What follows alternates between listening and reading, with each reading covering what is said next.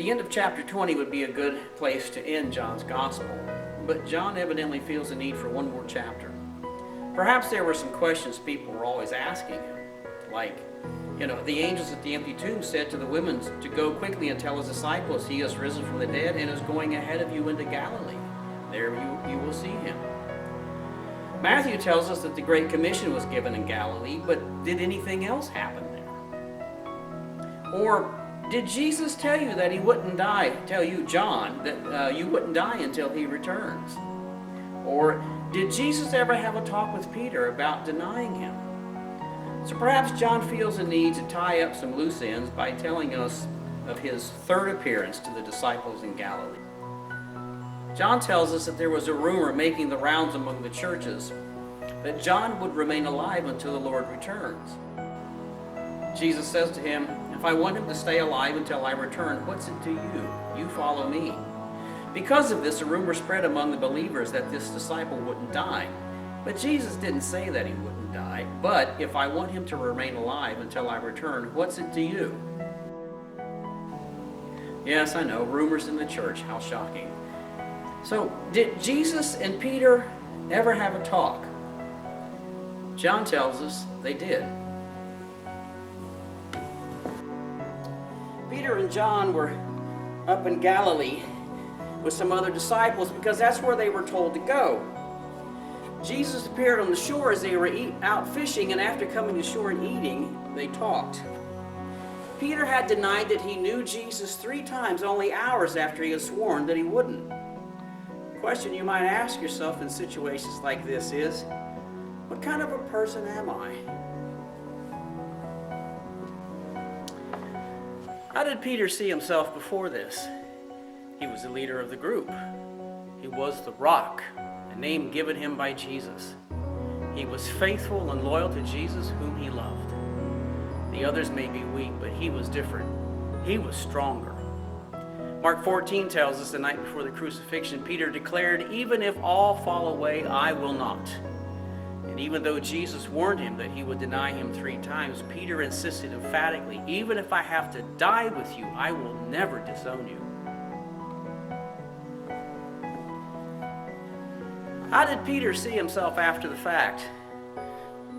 I suppose you would begin to question everything about yourself. I thought I would be a faithful follower of Jesus, but I guess I was fooling myself. I said I would die with him, but I didn't even have the courage to admit I knew him to a bunch of servants in a courtyard. Who did I think I was, that I could be one of Jesus' followers?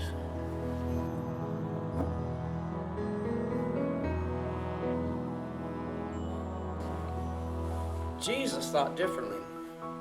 From the beginning, he called him Peter, meaning rock.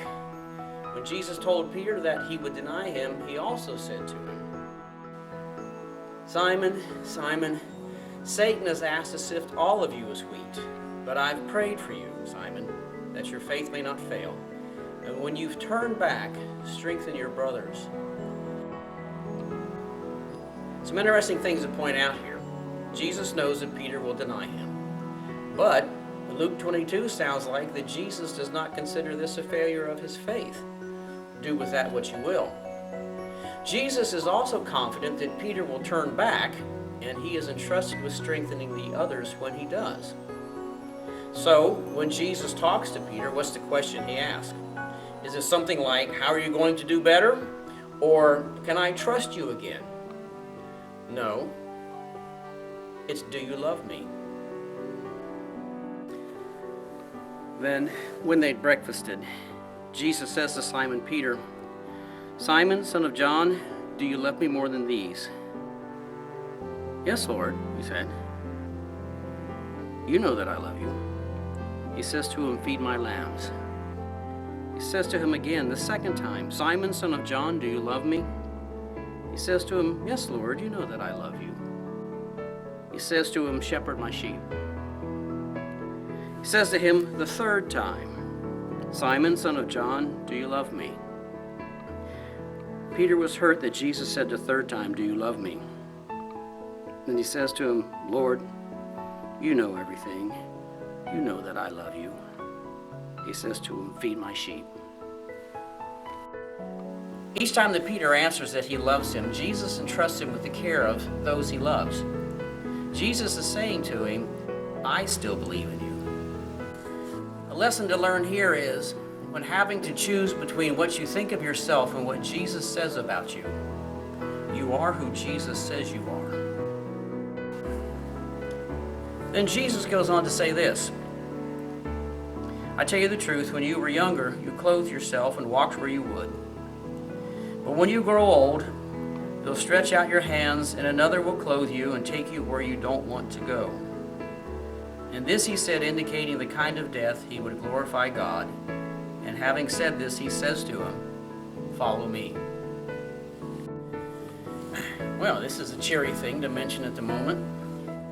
But remember, Peter had forcefully declared that he would die for Jesus.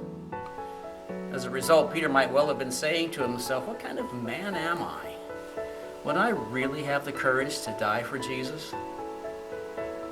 I think Jesus was telling Peter, yes, you are the kind of man who would die for me.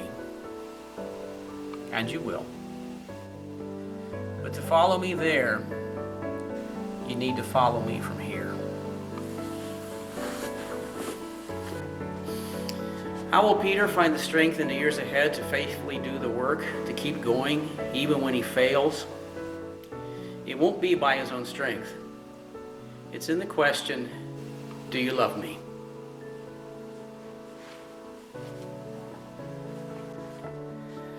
Loving Jesus was the reason Peter was even here now. Both Peter and Judas failed Jesus and were sorry. But Peter came back because his love for Jesus was greater than his shame. Loving Jesus has been the thing that has sustained Christians throughout the centuries to be faithful in some of the most difficult situations. As Jesus said, if anyone loves me, he'll keep my word. Jesus asked the same question of us. Do you love me? What's your answer?